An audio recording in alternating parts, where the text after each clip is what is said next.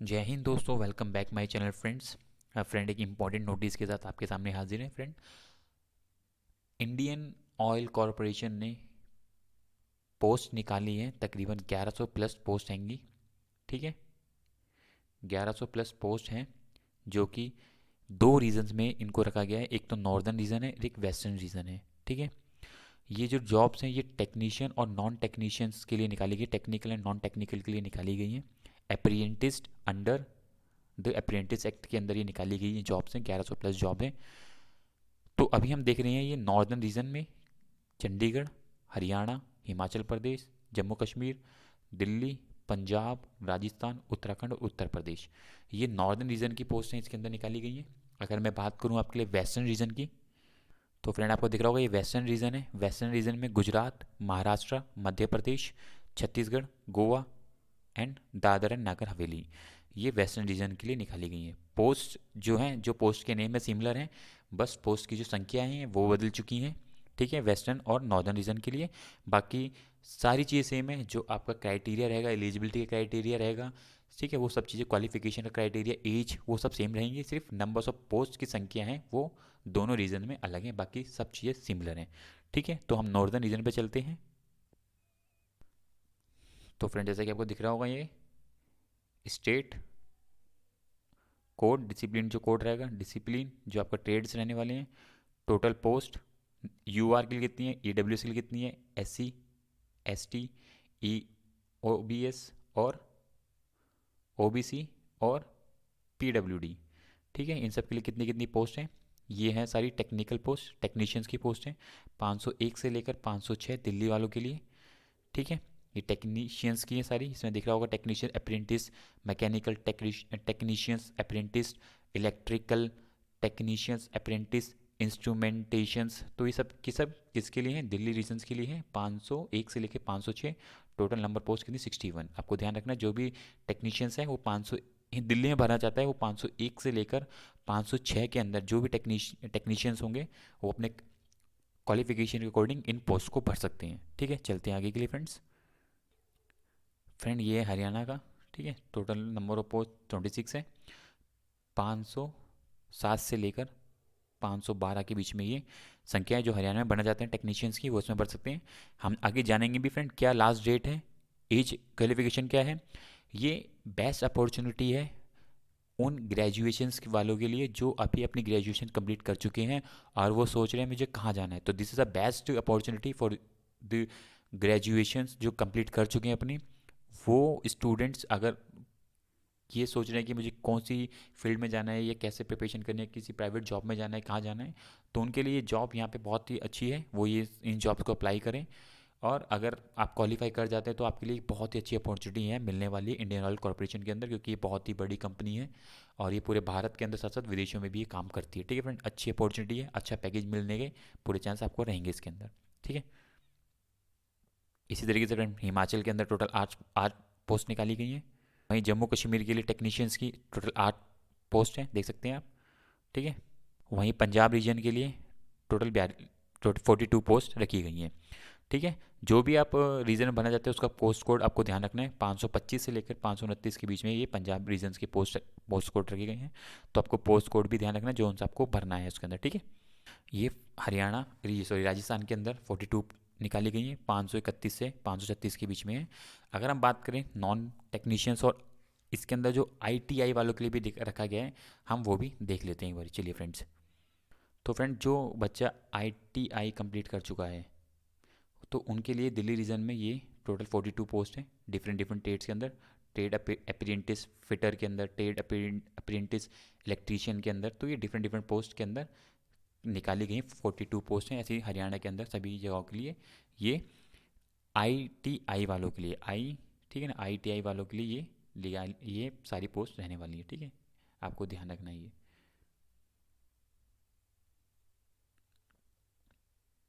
तो ये फ्रेंड देख सकते हो आईटीआई वालों के लिए उत्तर प्रदेश और उत्तराखंड के अंदर 45 उत्तर प्रदेश में, 75 उत्तर प्रदेश में और 6 उत्तराखंड में ये आईटीआई वालों के लिए निकाली गई पोस्ट है। ठीक है, अगर हम बात करें नॉन टेक्नीशियंस, चलिए देख लेते हैं। तो फ्रेंड ये इंपॉर्टेंट है, जो नॉन टेक्नीशियंस हैं, जो ठीक है, जिनका बैकग्राउंड अकाउंट से बीकॉम है, सीए कर चुके हैं, ये उनके लिए है Chandigarh. Code post code 589, 590, 91, Haryana, Himachal और जम्मू कश्मीर। ठीक है, राजस्थान नीचे। तो उनके लिए डिफरेंट डिफरेंट्स निकाली गई। टोटल पोस्ट कितनी है? छत्तीसगढ़ में एक ही है। दिल्ली के अंदर टोटल 12 पोस्ट हैं अकाउंटिंग के लिए। अच्छी अपॉर्चुनिटी है फ्रेंड, बहुत बढ़िया है। जो ग्रेजुएशन कंप्लीट कर चुके हैं, ये 12 पोस्ट निकाली गई। 7 पोस्ट आपके टोटल यूआर के अंदर, एक ईडब्ल्यूएस के लिए, एक एससी के लिए, बाकी ओबीसी के लिए, एसटी के लिए नहीं रखी गई हैं। ठीक है, ये देख लेना। और अच्छी अपॉर्चुनिटी है फ्रेंड, ज़रूर भरना। ये नॉन टेक्नीशियन अकाउंटिंग वालों के लिए, ये आईटीआई वालों के लिए। ठीक है, अगर हम वहीं बात करें friend, trade apprentice data entry operator fresher apprentice, तो चंडीगढ़, दिल्ली, हरियाणा सभी के लिए जो डाटा एंट्री के लिए, ऑपरेटर के लिए निकाली गई, देख सकते हैं आप, डिफरेंट डिफरेंट पोस्ट रखी गई हैं हर रीजन्स के लिए। यहाँ पे आपको ये देखने को मिल रहा है। यहाँ पे आप देख सकते हो data apprentice, sorry data entry operator skill certificate holder. जो स्किल सर्टिफिकेट होल्डर होंगे डाटा एंट्री ऑपरेटर के अंदर, उनके लिए ये पोस्ट यहाँ पे दिख रही है, नॉन टेक्नीशियंस वालों के लिए। ठीक है, सारी पोस्ट ये सारी पोस्ट, तो ये फ्रेंड सारी पोस्ट किसके लिए? नॉन टेक्नीशियंस वालों के लिए हैं। ठीक है, ये वाली सारी, ये वाली। और अगर हम बात करें नॉर्दर्न रीजन के लिए, इन्होंने टोटल पोस्ट निकाली हैं, आप देख सकते हो 626, टोटल 626 पोस्ट हैं। ठीक है, नॉन टेक्नीशियन और टेक्नीशियंस दोनों को मिला के 317, नॉन टेक्नीशियन और टेक्नीशियंस को मिला के। ठीक है ना, इस तरीके की सारी पोस्टें आपके लिए निकाली गई हैं। तो जो भी कैंडिडेट ग्रेजुएशन कर चुके हैं, ठीक है, और अगर मैं अभी आपको दिखाऊंगा इसके अंदर क्या एलिजिबिलिटी रखा है, क्वालिफिकेशन क्या रखी गई है, अगर आप वो सब फुलफिल कर रहे हैं तो आप इस पोस्ट को ज़रूर अप्लाई करना। ठीक है फ्रेंड्स, चलिए। तो फ्रेंड हम बात करते हैं टेक्नीशियन से। इंपॉर्टेंट है क्वालिफिकेशन एलिजिबिलिटी क्राइटेरिया। ठीक है, एक बार आप भी जरूर पढ़ना नोटिस को। मैं आपको इंपॉर्टेंट फैक्ट जो भी आपको ध्यान रखने बता देता हूँ। पहला जो आपको ध्यान रखना है, जो एलिजिबिलिटी है 501 से लेकर 543, मतलब 501, 507, जो टेक्नीशियन के अंदर, टेक्नीशियन अप्रेंटिस मैकेनिकल के अंदर, ठीक है ना, मैकेनिकल के अंदर जो पोस्ट पढ़ना चाहते हैं, 3 साल regular full time diploma mechanical engineering for recognise institute university with minimum 50% marks के साथ ही आप इस पोस्ट के लिए अप्लाई कर सकते हैं। तो जो भी बच्चा यूआर होगा उसको 50% मार्क्स चाहिए, और जो SC ST होगा वो 45% मार्क्स के साथ इन पोस्ट को भर सकता है। ठीक है, ये सभी के लिए लागू होगा, नीचे तक जाएंगे सभी में लागू होगा। तो आपको इसको ध्यान रखना है। ठीक है, मैं सारा तो बता नहीं पाऊंगा, वीडियो लंबी हो जाएगी, पर यही पूरा ही मेथड आपको पूरे में अप्लाई होगा। 3 साल रेगुलर होना चाहिए, कोई कॉरस्पॉन्डिंग नहीं चलेगा, रेगुलर ही बच्चा इन पोस्ट को भर सकता है। 50% UR OBC EWS और 45% SC ST वाले इस पोस्ट को अप्लाई कर सकते हैं। ठीक है फ्रेंड्स, ये इंपॉर्टेंट आपको बात याद रखनी है।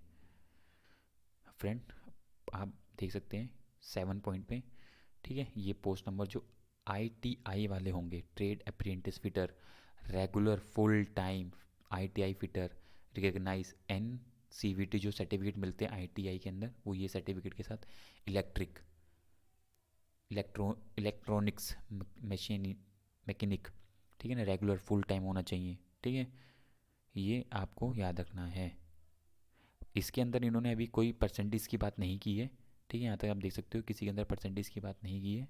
जो ये होंगे, ठीक है ना, फिटर हो गया, इलेक्ट्रीशियन हो गया, इलेक्ट्रॉनिक्स मैकेनिक हो गया, इंस्ट्रूमेंट मैकेनिक हो गया, यहाँ पे कोई बात इन्होंने नहीं की है कितनी परसेंटेज की। ठीक है फ्रेंड प्रॉपर जो नॉन टेक्नीशियंस रहेंगी ना पोस्ट को, आप देख सकते हो पॉइंट नंबर 12 याद रखना। ठीक है, आपने ये देख लिया यहाँ तक, तो ITI वाले में कोई आपको परसेंटेज की बात नहीं बोली गई है। पर आपको यहाँ पे ध्यान रखना है, कोड आपको दिख रहा होगा, डिसिप्लिन कोड 500, जो भी आप नॉन टेक्नीशियन अकाउंटिंग वाले जो हैं, ट्रेड जो accounting apprentice accountant, regular full time होना चाहिए आपका, graduation in any discipline with minimum 50% marks in aggregate of journal OBC and 45% marks होने चाहिए आपके एस टी PWS-D कैंडिडेट्स, ठीक है। सेकेंड थिंग, यहाँ पे आप देख सकते हो 13 के अंदर, ठीक है, वही जो डाटा एंट्री ऑपरेटर्स होंगे, नॉन ग्रेजुएट, कोई ग्रेजुएट नहीं होगा जो ये भरेगा, नॉन ग्रेजुएट होंगे विद 12th पास क्वालिफिकेशन वाले, इसमें कोई ग्रेजुएट नहीं होगा, नॉन ग्रेजुएट भरेंगे फ्रेशर, सिर्फ और सिर्फ 12th वाले, ठीक है फ्रेंड, याद रखना डाटा एंट्री के अंदर, वेरी वेरी इंपॉर्टेंट आने वाला है आपके लिए ये। तो फ्रेंड 13 और 14 के अंदर आपको कोई भी परसेंटेज की बात नहीं बोली गई है। जो 14 है ना, data entry operator skill certificate holder जो होंगे, जिन्होंने 12th पास करने के बाद, जिनके पास डाटा एंट्री स्किल सर्टिफिकेट होगा, एक रिकग्नाइज, जो भी रिकग्नाइज इंस्टीट्यूट्स होगा, जो भी फ्रेमवर्क, जो जिसने भी ये आप जहाँ से भी ये करेंगे, तो वो उसके आपके पास वो सर्टिफिकेट होना चाहिए 1 साल का, यहाँ पे लिखा गया 1 year, minimum less than 1 year का आपके पास ये सर्टिफिकेट होना चाहिए, ठीक है ना। इस स्टेट के लिए 14 के अंदर है जो टेट भरेंगे ना, 605 605 606 607, इसके अंदर आपको ध्यान रखना है, इस स्टेट के लिए आपके पास एक जो स्किल हो, जो सर्टिफिकेट है वो आपके पास होना जरूरी है रिकग्नाइज इंस्टीट्यूट से, ठीक है, ये इंपॉर्टेंट आपको ध्यान रखना है, इसमें कोई परसेंटेज की बात नहीं कही गई है, ठीक है फ्रेंड। एक नोट यहाँ पे ध्यान रखना, मैंने बता भी दिया है फिर भी, candidates holding the required qualification acquired through part-time corresponding distance education mode are not eligible, ठीक है, नहीं चलेगा, आपका रेगुलर होना चाहिए, कोई भी corresponding part time distance education mode इसमें एलिजिबल नहीं है, सिर्फ रेगुलर वाले ही अप्लाई कर सकते हैं, ठीक है फ्रेंड। क्वेश्चन सेकंड पॉइंट है, candidate having under going training और एंड और having job experience for a period of 1 year or more after attainment of the qualification shall not be eligible for being engaged। Basically मतलब कहने का मतलब ये कि जो भी बच्चा या तो कोई ट्रेनिंग में है या 1 साल से एक्सपीरियंस हो चुका है किसी जॉब के लिए, हो मतलब जॉब कर चुका है, तो ऐसे कैंडिडेट्स को भी ये एलिजिबल नहीं रखेंगे इस पोस्ट के लिए, ठीक है। तो अगर आपने कोई ट्रेनिंग कर चुके हैं पर्टिकुलर, या आप कोई 1 साल के एक्सपीरियंस कैंडिडेट हैं, तो आप इस पोस्ट के लिए एलिजिबल नहीं होंगे, ये वेरी वेरी इंपॉर्टेंट पॉइंट रहेगा, ध्यान रखना, ठीक है।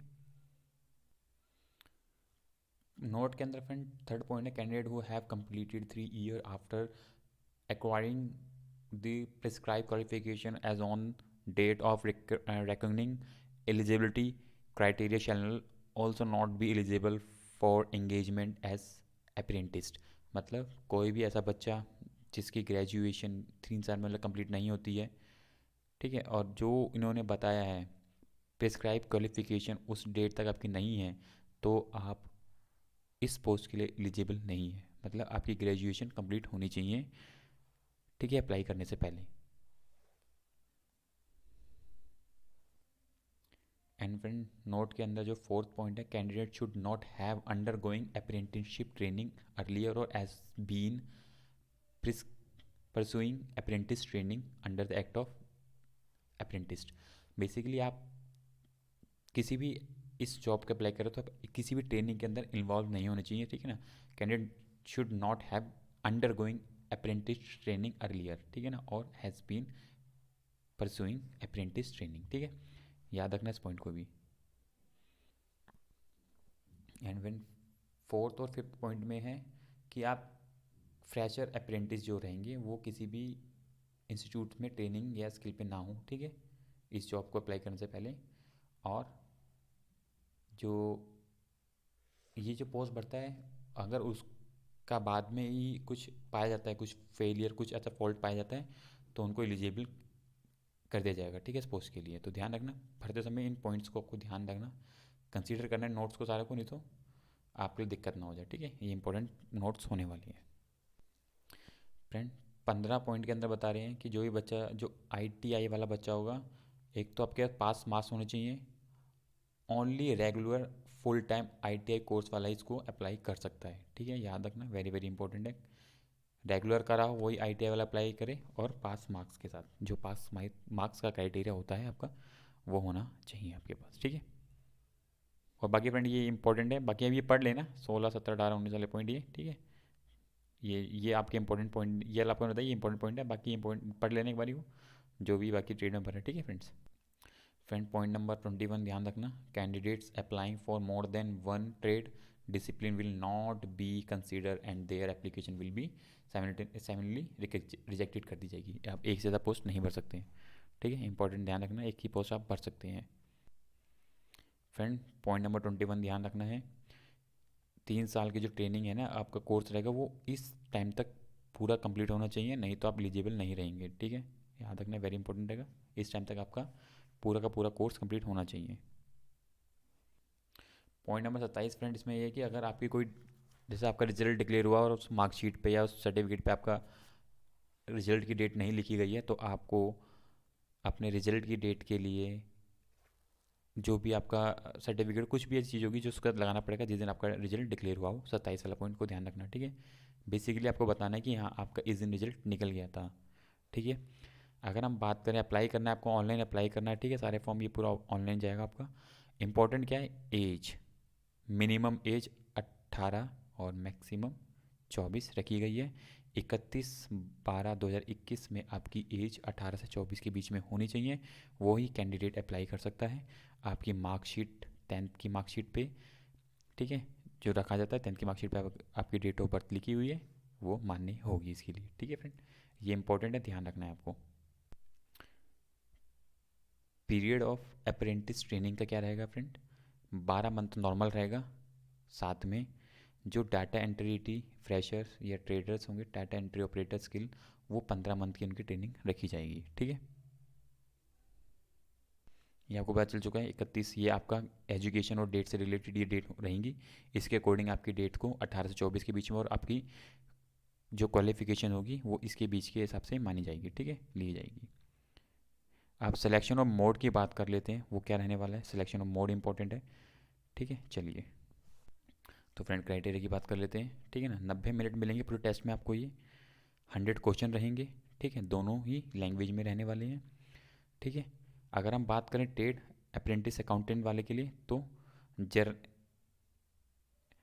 आपका रहेगा एक क्वांटिटिव एप्टीट्यूड रहेगा, generic aptitude including quantitative aptitude, reasoning ability रहेगी, साथ में बेसिक इंग्लिश रहेगी जो कि 40 मार्क्स रहेगी। ये 30-30 रहेंगे आपके क्वांटिटिव एप्टीट्यूड और रीजनिंग, ठीक है, बाकी वो 40 मार्क्स की इंग्लिश रहेगी। बाकी आपका जो डाटा एंट्री ऑपरेटर है उसके अंदर भी सेम यही रखने वाले हैं, ठीक है। अगर फ्रेंड वहीं बात करें टेक्नीशियंस और आईटीआई वालों की और टेक्नीशियंस की, तो उसके अंदर फ्रेंड चार आपके सेशन रहने वाले हैं। टेक्निकल एक्यूमेन इन रिलेवेंट डिसिप्लिन, ठीक है, जो भी आपका पर्टिकुलर डिसिप्लिन होगा जिस भी आप फील्ड से भरेंगे उसके 40 क्वेश्चन आपको देखने को मिलेंगे। वो नॉर्मल, एक तो आपको क्वान्टिटिव आएगा ही, रीजनिंग आएगी और बेसिक इंग्लिश आएगी। 20-20 मार्क्स के तीनों रहेंगे सेक्शन। जो आपका खुद का एक ट्रेड होगा, जो आपका जो भी एक पर्टिकुलर सब्जेक्ट होगा उसके लिए, उसके वहाँ से आपके 40 मार्क्स रहने वाले हैं, ठीक है, ऐसे आपके बनेंगे 100 मार्क्स, ठीक है, याद रखना इंपॉर्टेंट रहेगा। फ्रेंड्स ये देख सकते हो 4 पॉइंट इंपॉर्टेंट है आपका। 40% मार्क्स लाने हैं आपको जनरल वालों को और ओबीसी वालों को जो आगे के लिए क्वालिफाई होंगे, और 35% मार्क्स लाने हैं जो ST SC PW होंगे उनके लिए, वो 35 लाएंगे तो वो आगे के लिए इसके लिए क्वालिफाई हो जाएंगे, ठीक है। एक नॉर्मल आपका फिजिकल फिटनेस टेस्ट भी हो सकता होगा, जिसके अंदर अगर आप अनफिट पाए जाते हैं तो उसके अकॉर्डिंग आपको ये निकाल भी देंगे, ठीक है। तो आपको अपनी फिटनेस पे भी ध्यान रखना है, ठीक है। इनका जो भी अप्रेंटिस का जो भी एक्ट के अंदर जो भी फिजिकल मेजरमेंट रहते हैं उसको आपको क्लियर करना पड़ेगा, ठीक है, ये 5th पॉइंट में लिखा गया है। अगर ये सब पार कर लेंगे आप तो आपके डॉक्यूमेंट वेरिफिकेशन हो जाएगा, ठीक है। ये आपके जो भी डॉक्यूमेंट में जो भी सामान, जो भी डॉक्यूमेंट मांगे जाएंगे वो आपको देने हैं उसके बाद, ठीक है।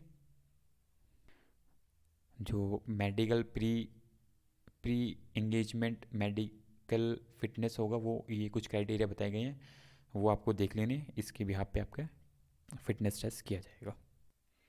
17 पॉइंट ध्यान रखना, अप्लाई करने के लिए आपको साइड दे रखी है इन्होंने।